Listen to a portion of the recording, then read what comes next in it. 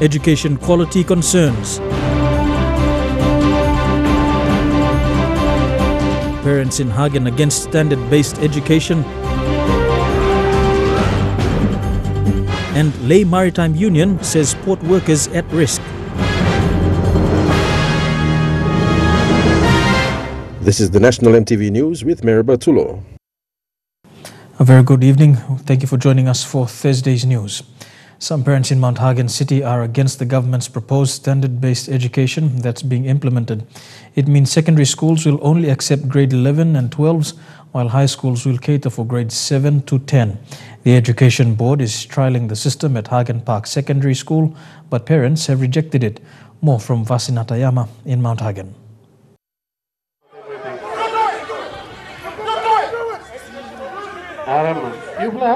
Me explaining why and how na change him come up by affecting you and me tomorrow. It's not today, tomorrow. So now listen. Commotion broke out between the local Moge people and the Provincial Education Board Committee this morning at Hagen Park Secondary School. Unfortunately, Education Advisor Knox Kiap had to cop the blame, he who was the only member present to address the parents. All grade 1 banana stop long elementary school now, all basuruki gonselong grade primary school all starting grade 1 starting 2019 all beginning ba suruklo elementary school now all bagogem grade 9 grade 1 in Selo elementary primary school now. Primary school now by start lo grade 1 and by finish lo grade 6. No got more 7 and 8 by start in Selo primary school. The Provincial Education Board is reintroducing standard education to the province.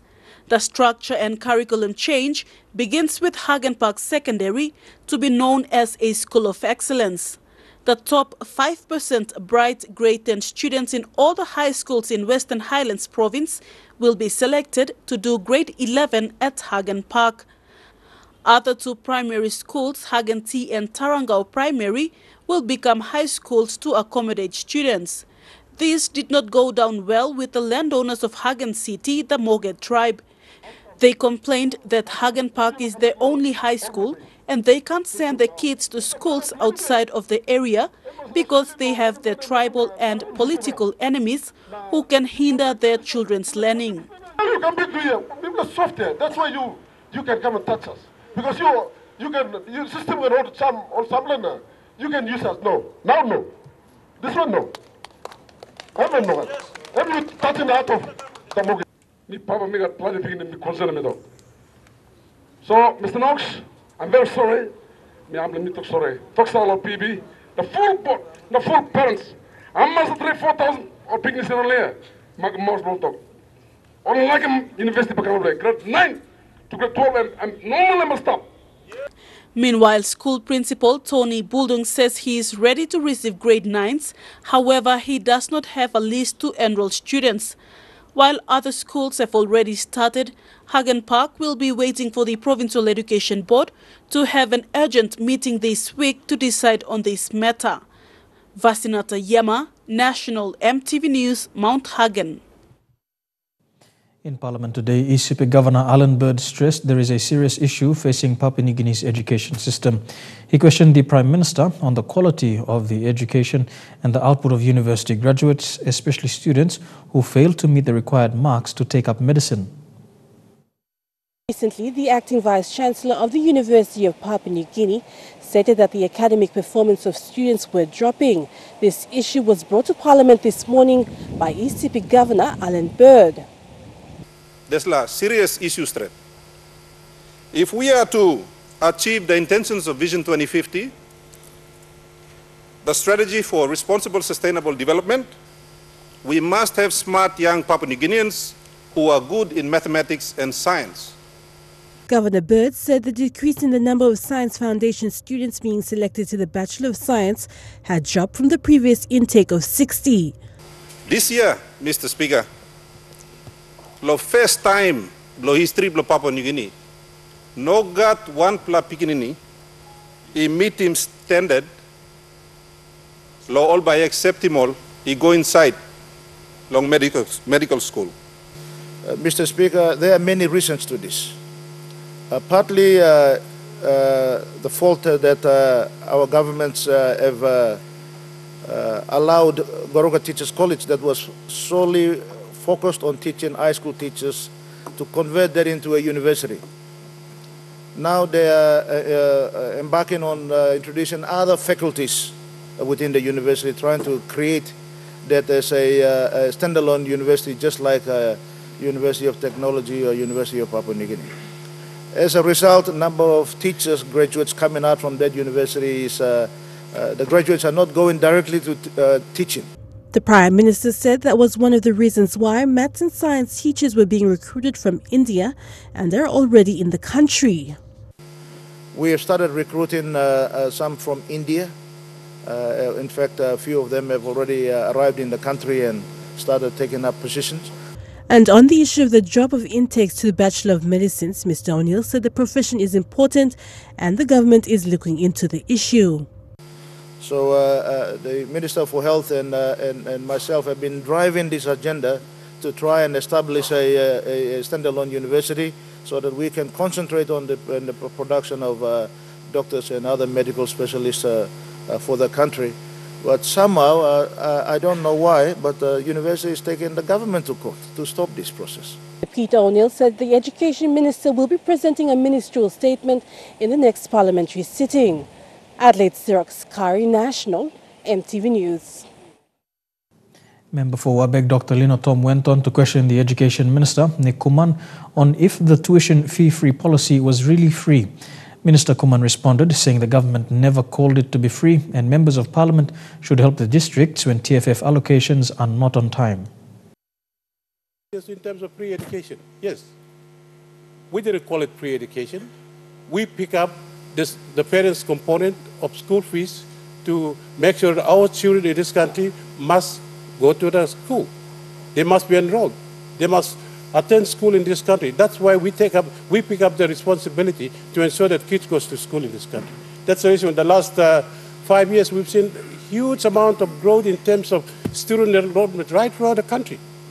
As leaders, if the government is not able to come with TFF on time, we have a responsibility as leaders to also assist where we can. And I am really grateful that some members are doing that, not only in the mainstream education, but also at the higher education. It's a huge demand that you know and I know and we all know in this country. And I'm pretty sure that we can all work together to ensure that this things work. We don't have to fight among ourselves on the floor of Parliament. Thank you. Meanwhile, the Education Minister was asked to explain why the government had failed to pay outstanding salaries for over 56,000 teachers in the country. Wabeg MP Dr. Lino Tom asked Minister responsible, Nick Kuman, to clarify what was causing the delay. He wanted to know if the government had failed to meet its 3-year fixation agreement on the 3% increase in teachers' salaries between the years 2017 and 2019. Questions come 7 days after the PNG Teachers Association announced that it will not accept the government's plan to pay outstanding salaries for 2017 over 24 fortnights in 2018. The MP said if teachers are not looked after properly, their teaching output in the classrooms will be affected. Is it true that the government has breached its 3-year wage fixation agreement with the PNG Teachers Association for 2017 to 2019? Number 2, if so, can the minister truthfully explain exactly why the government has failed to honor its agreement signed in 2016 with the PNG Teachers Association to pay increases in teachers' base salary by 3% in 2017? Third question, can the minister admit that he as minister responsible failed miserably to ensure by directing the Department of Education in 2017 to budget for money to be allocated in 2018 budget to pay the outstanding increments? Education Minister Nick Kuman in response said the government was not able to meet the fixation agreement in 2017 because of cash flow issues. Kuman said in late 2017, Cabinet made a decision to honor that commitment in 2018. He said while the government will not pay in lump sum, the payments will be made in installments. The government has taken actions in the last couple of weeks just to make sure that we fix that problem. And we are going to stack those payments in 2018 over time. And the Department of Personnel Management has taken responsibility, including the unions of PNG Teachers Association and all our unions in the public sector, to make sure that we honor that commitment in 2018. But you will not see any full lump sum payment, but the payments will be staggered over, I think, over payments that will take about up to 2018, end of 18. And 2019 onwards, if there's improvement in the cash flow, you will see some improvement in how we meet those outstandings. That's one. Two is the issue of whether I fail in that aspect. This is a budget. In 2016, an MOA was signed between the PNG Teachers Association and the Teachers Service Commission for a 3% increment on teacher salaries. In 2017, the teachers were expecting their first payments but received nothing. Last week, the PNG Teachers Association, after a series of meetings with the state, rejected the government's proposal to pay the teachers in installments. Instead, they want the government to pay them in large sum, and they have given the government up to the first term of the 2018 academic year to do so. They have also threatened that if the government fails, they will take industrial actions. Tekla Gunga, National MTV News. You're watching National MTV News. We go for a break. When we come back, more of today's top stories. Stay tuned.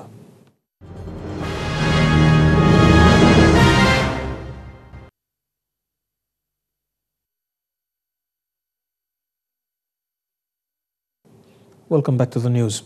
Kerawagi MP Barry Palma, Kabum MP Francis Basa and Wasaragawi MP Joseph Yopi Yopi have joined the People's National Congress Party.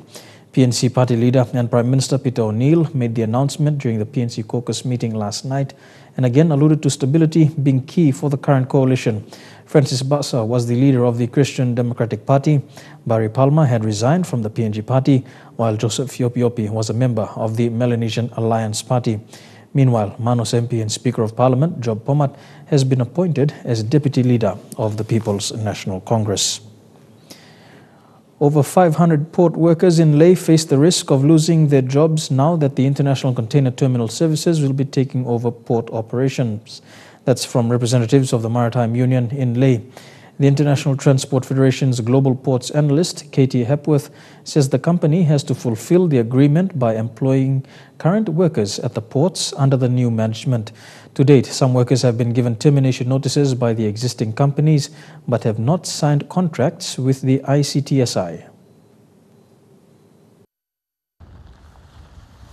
Port workers in Lae are on the brink of losing their jobs if they are not given contracts to sign by the International Container Terminal Services, Inc.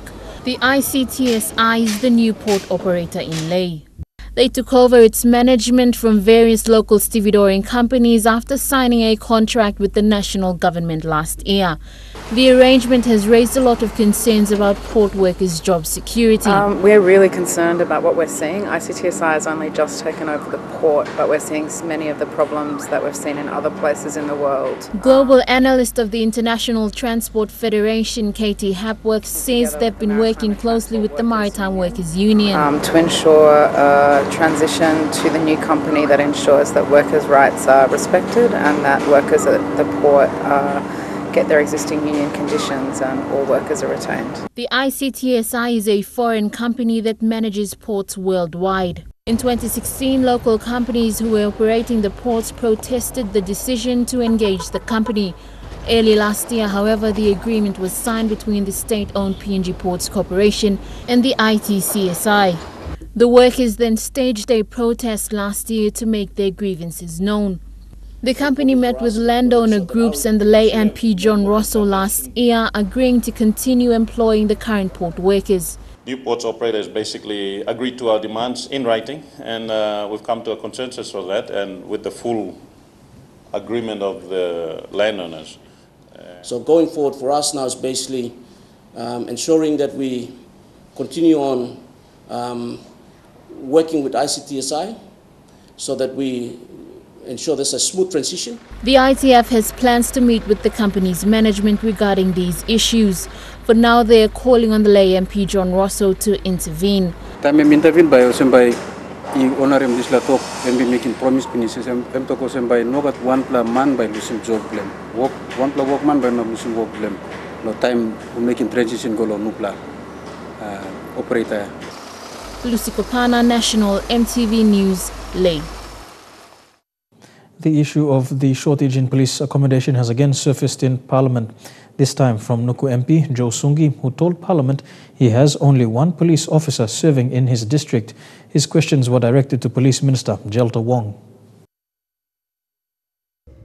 The series of questions raised by Nuku MP centered on the structure of the Royal Papua New Guinea Constabulary in terms of housing and manpower support at the district level.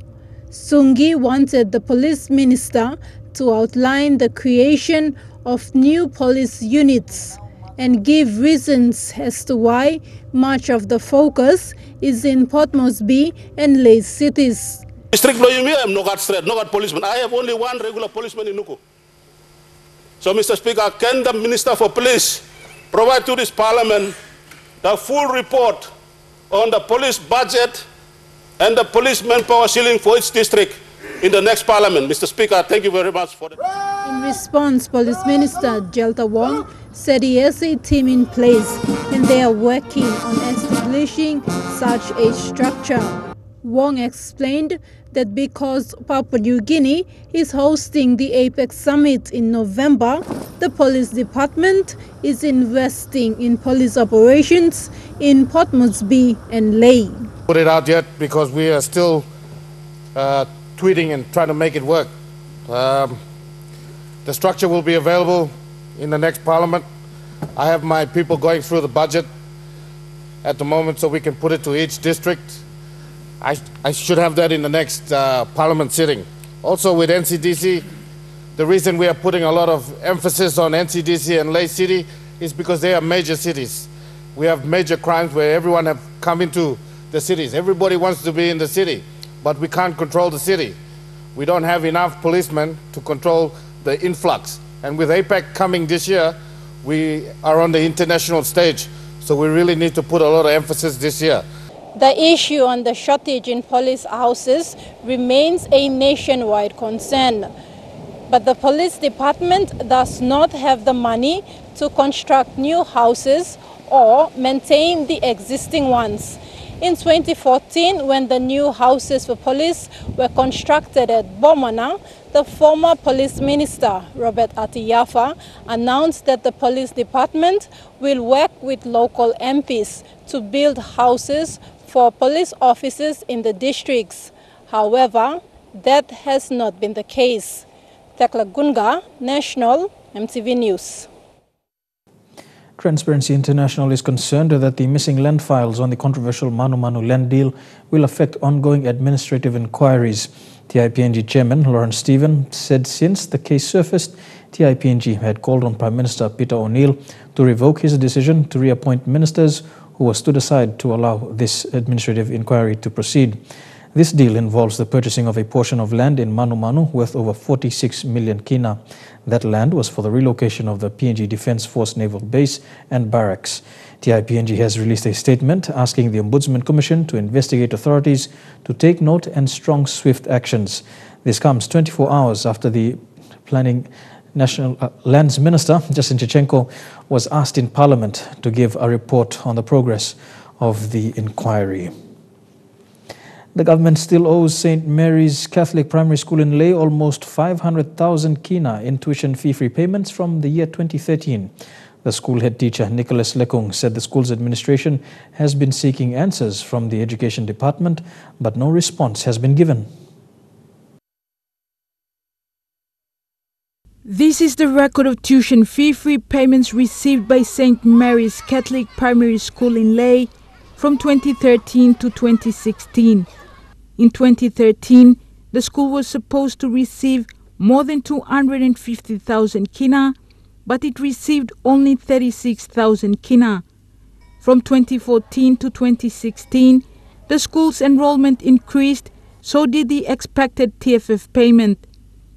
The school began to receive payments in installments from the Department of Education that was less than what was expected. At the end of last year, 2017, on the fourth quarter, we haven't received anything. And so far, this year, 2018, first term, academic year begins, we haven't received anything. We are still waiting for the government. The St. Mary's Catholic Primary School in Lae has more than 1,000 students. The school has not received any infrastructure funding since 2013 for building upgrades. It has been operating using fees paid by parents and funds from the Catholic Diocese since 2013. My Dave is saying that the component on infrastructure will go to the district level. But so far we did not hear anything from the district level. According to the government's tuition fee-free education policy, the National Department of Education should pay 297 kina to educate a child each year.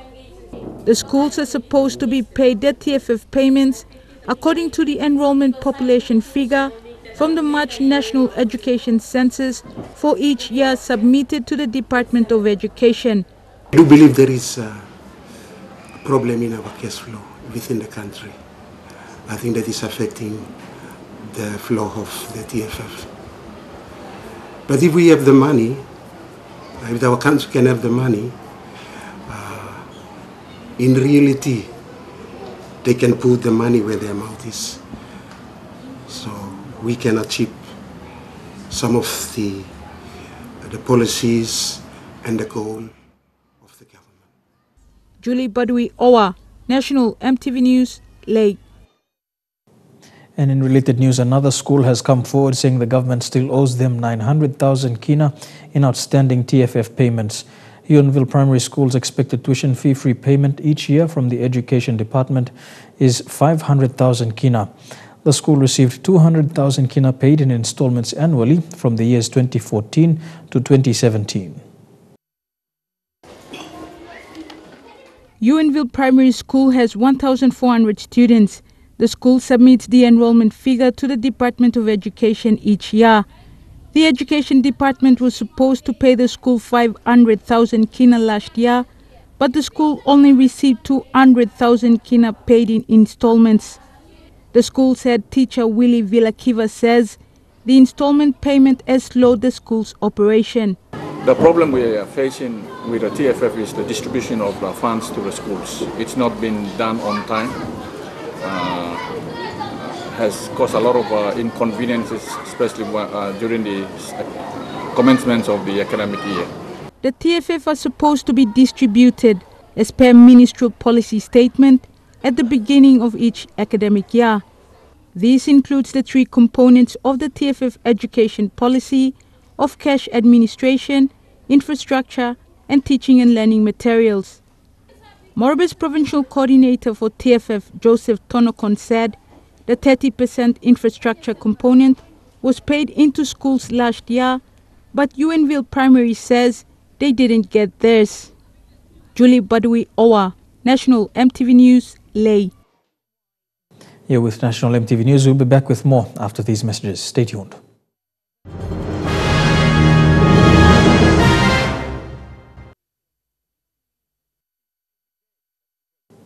Welcome back to National MTV News. The country's Independent Consumer Competition Commission is now more accessible following the launch of their new look website. The website revamp took 3 months, with the ICCC engaging a local SME for this project. According to ICCC Commissioner and CEO Paulus Ain, most functions of the ICCC are now available through this website. Consumers around Papua New Guinea can now access the services of the country's consumer watchdog following the launch of ICCC's revamped website. The new look website was launched in Port Moresby today. According to ICCC Commissioner and CEO Paulus Ain, the decision to update their website was to bring ICCC's services closer to the consumers. The whole reason to redesign the our current website is, because the current website is not user-friendly, and it creates a lot of problem for stakeholders, consumers, and the general public to access. So that's why we've decided to redesign our new website. Through this website, consumers can access the Commission's announcements as well as contribute to discussion papers by the ICCC on issues relating to regulated goods and services. The other one that we have online now is the consumer complaints. Normally people go in to complain to the regional office and come into ICCC wasting basket. Now we have it online, so consumers who have any complaints, any consumer issues, they can easily go online and then go onto the form, fill it up and send it to us immediately. The website new look, it will excite consumers and users so that we keep them more interact with us, so stakeholders that we feel that they are not accessing some of the services that we regulate, or consumers, industries that we regulate, you are having problem with accessing them, it's better we invite you to our website.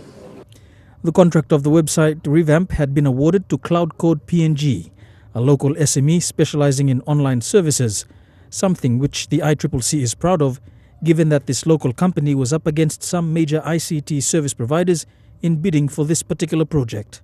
Prominent companies in Papua New Guinea that we have engaged them to develop our website, and this is the third time we have redesigned ours. So there are a number of good big players in the industry came across, but we thought that why are you giving us a local company to come and give us the product? So this is the product of a local Papua New Guineans, and if you try and go online and see what they've delivered to us, this is the kind of product and this is the kind of caliber of Papua New Guineans we have. They are capable of delivering it, they are capable of doing it and doing anything around the world for us. And we are proud that we've engaged Cloud Code, and we will be definitely working with them to make sure all the results are delivered to us. For Cloud Code Managing Director Macklin Dem, it is a vote of confidence in the abilities of local SMEs to compete with larger companies in providing quality services within the ICT sector. Really thankful for the ICCC guys to give us this opportunity to at least showcase not only to them as our clients, but to others as well. What we have to deliver, what we have to offer and hold it in. Australian-based company Linkware is partnering with Hardware House to supply plumbing materials for customers in Papua New Guinea. Hardware House General Manager Steve Beattie said the products are of high quality standards. All products of Linkware are made in China to Australian standards. The requirement is stringent, ensuring that products brought into Papua New Guinea market are well priced and represent good value. Linkware marketing manager Greg Vaughan says the aim of the Hardware House is to provide to the majority of Papua New Guinean customers with quality products. Products that we're bringing into the Papua New Guinea market they're very well priced and represent good value. We have some what we call entry-level products for people just looking to make a quick fix of some taps. Then we have probably the largest part of our range is for the homemaker that wants good quality for very good prices. And then we do have some products which, for people that want to spend a little bit more and get some nice looking products, we do have cater for that as well. He says the unique thing about Linkware being a manufacturer is that it has a unique supply chain where products come directly from the factory to the customer. Here with Hardware House is to provide a local supply, so products that are made in our factory will come to Hardware House via our operation in Sydney, and that will also ensure that if there is an issue with our products that we have the backup service, which is also very important to us as well as Hardware House. Greg says the products include a variety of shower handles, sink and washing machine kits, cistern flush pipes and many other plumbing accessories. Hardware House General Manager Steve Beattie said Linkware stands behind its products and provides good warranty for the customers. The best thing about the products is they are Australian standards, so the quality is there. The company also stands behind their products, so they will have a warranty on their products. They will make sure that the product does not fail. And that's one thing we find in the PNG market is that we want to have that backup service so that when someone hard-working PNG's brought a tap, they know that it'll be fixed if it fails for manufacturing faults. Godwin Aki, National EMTV News. Turning overseas now, a study in the UK has revealed a shock Early Brits were not blue-eyed blondes, but instead had dark skin and dark curly hair. DNA analysis has given researchers a clearest picture yet of what a British man looked like 10,000 years ago. English man, but not as we know it. This is what scientists now say British people looked like 10,000 years ago. And what we've got is a quite unusual combination of this dark, slightly curly hair, really quite dark skin and quite striking blue eyes. Scientists at the British Natural History Museum have been studying the DNA of what's known as Cheddar Man, the oldest known skeleton in the UK, found in a cave in Cheddar Grove in Bristol. Researchers managed to drill a tiny hole in the skeleton's skull to retrieve enough DNA to determine that the pale-skinned Brit is a much more recent development than first thought. All of the population of Europe would have looked like this at this time, that those genes for paler skin hadn't yet arrived.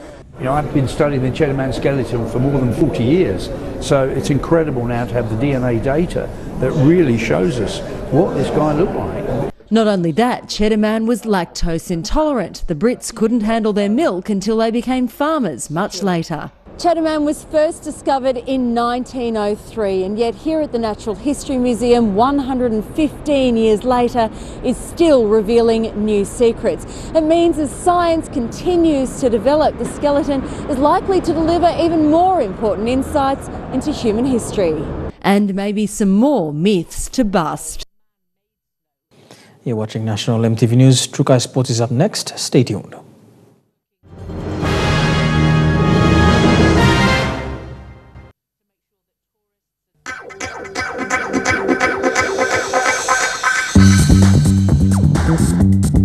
Trukai Sports.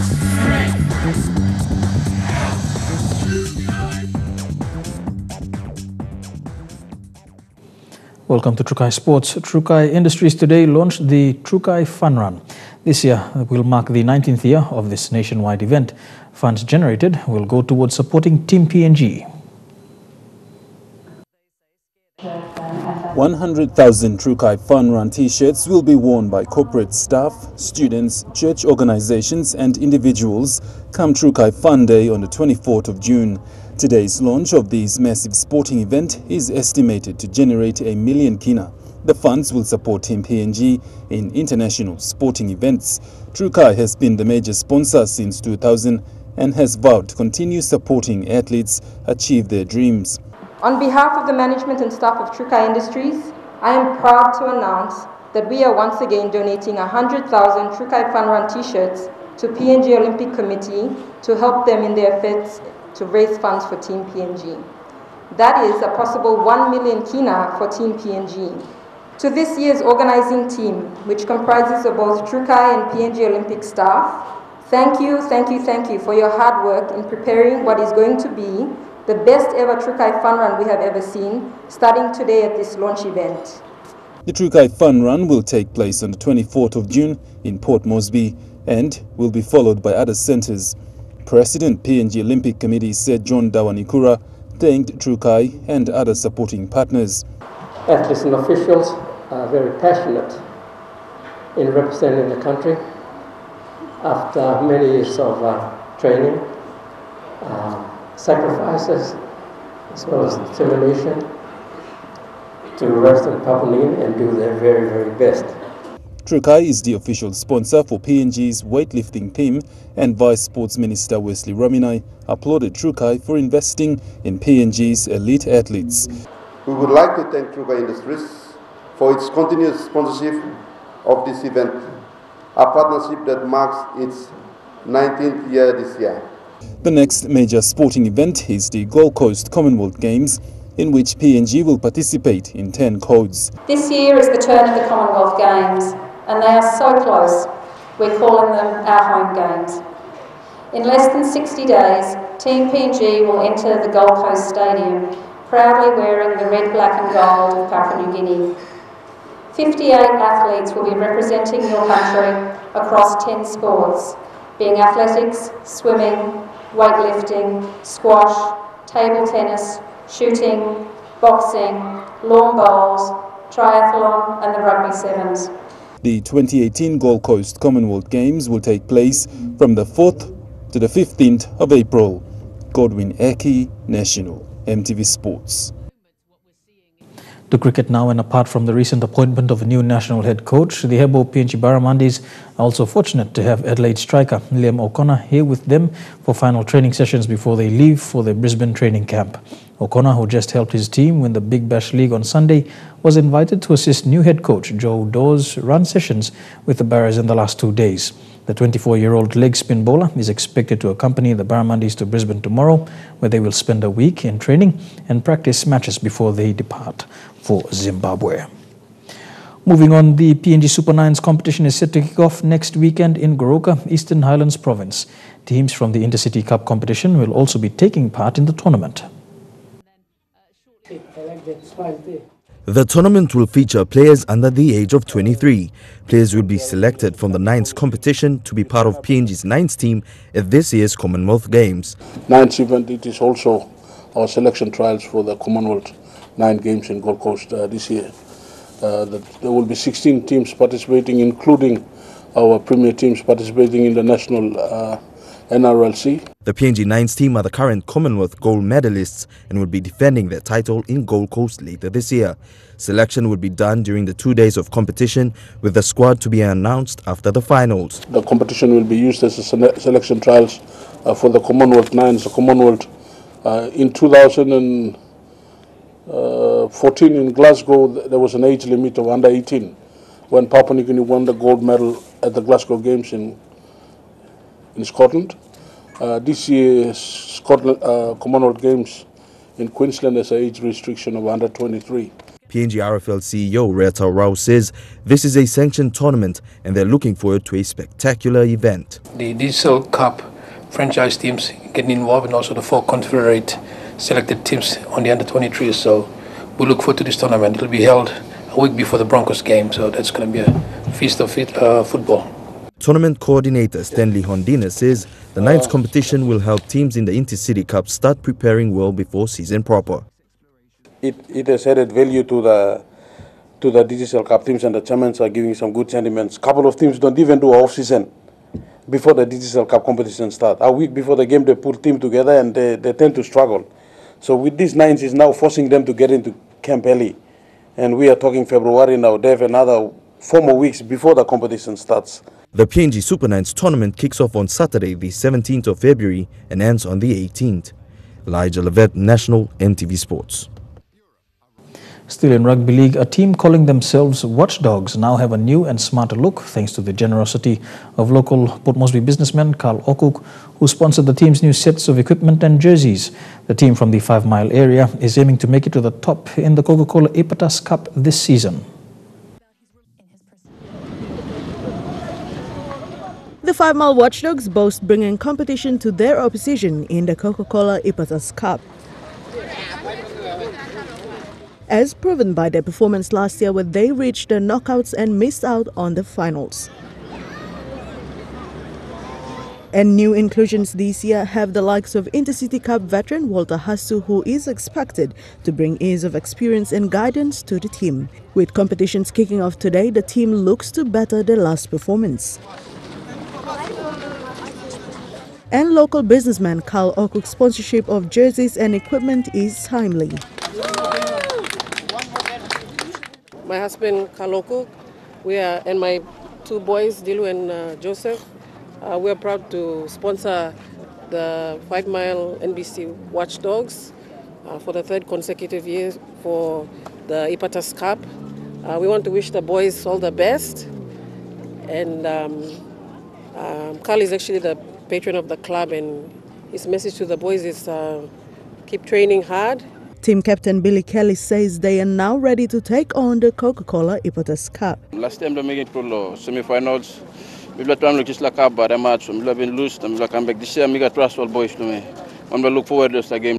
It's a new season, and a new look for the Watchdogs has surely put the team in high spirits for this year's tournament. Denaro Striker, National, EMTV Sports. Don't go away, we'll have more of Trukai Sports after these messages.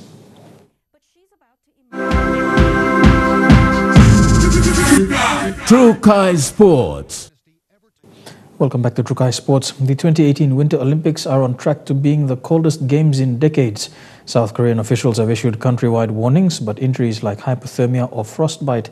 Putting winter into the Winter Olympics to make snow, it's got to be cold and water is needed. And that's a problem because they don't have any in store. Snowmaking started early in South Korea this season. October saw the first artificial snow hit the ski slopes, and it hasn't stopped since. Pyeongchang certainly doesn't have the same problem that Sochi in Russia had 4 years ago. Any natural snow that falls here is going to stay on the ground. It is cold enough. But the issue is there's just simply not that much natural snow. After all, winter in Korea is the dry season. Yeah, at least 5 actually before that too. Ian Honey is the project manager for SMI Snowmakers.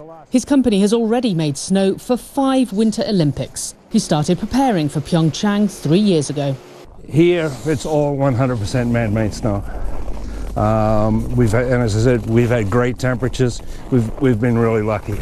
So none of this is natural snow then? 98% would be man-made. This has been the scene for months in Pyeongchang. Mountainsides wrapped in a mist of man-made snow. So how do you actually make it? We're doing it very similar to what Mother Nature does. We're taking water and we're forcing it into the atmosphere, and we're generating a crystalline structure. But the structure that we'll generate is a more consistent structure. Basically, they're all the same. Where natural snow is, every flake is different. Tourists don't seem to mind the snow's man-made, enjoying a last peaceful day on the slopes before the games begin. As for which is better, natural or artificial, these two ski instructors say there's no contest. Artificial snow is good for skiing more than because we can more speeding. They're really good. And speed is what Olympic athletes want. We'll no doubt hear soon enough whether they approve of Pyeongchang's snow. There have been some heavy snowfalls in recent months. A few weeks ago, there was a rush to preserve the snow after it fell, carving it into massive blocks. We now see why as the Snow Festival opens. Massive sculptures towering over children who are more interested in the snow than the art. So while it may not always look like the winter wonderland you'd expect from a Winter Olympics, the organisers say they're ready. Let the games begin. And a reminder again, EMTV will bring you the opening ceremony of the Winter Olympics. That will be at 9 p.m. tomorrow night. That ends Trukai Sports for this evening. When we come back with the details for the next 24 hours. Trukai Sports.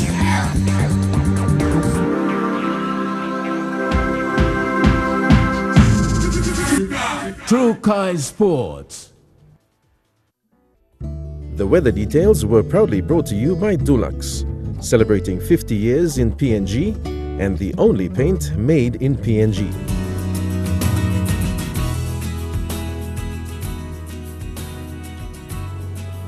A look at the weather forecast for the next 24 hours in the southern region. A shower or two expected in Port Moresby and Kerama. Rain and showers expected in Daru, Alotau and Popondetta. To the Momasa region, showers expected in Lae and Wau. Rain and showers as well expected in Madang, Wewak and Vanimo. To the New Guinea Islands region, brief showers expected in Lorengau and Kavieng. A shower or two for Kokopo and Rabaul. Rain and showers for Kimbe and Buka.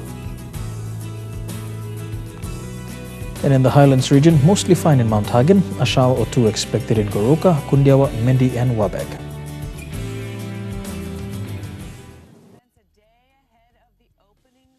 Details were proudly brought to you by Dulux, celebrating 50 years in PNG and the only paint made in PNG. And that's the way it is this Thursday, the 8th of February 2018. On behalf of the EMTV News team, pleasant viewing. Good night.